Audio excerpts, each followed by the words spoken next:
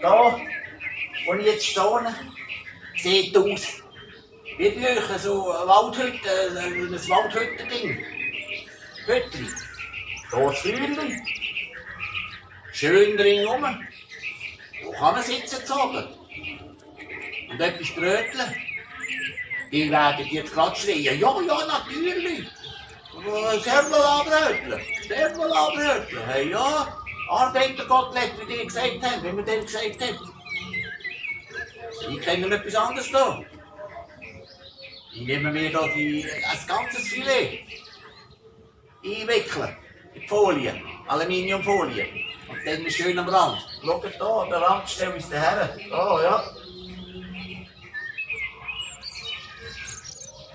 Der, schaut. Also nicht versteckt, euren Bratwurst, eurem Arbeiterkotelett.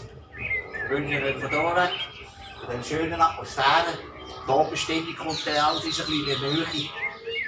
Einen schönen Tag, schöne Zeit. Aber den Tschüss zusammen. Aus Asien.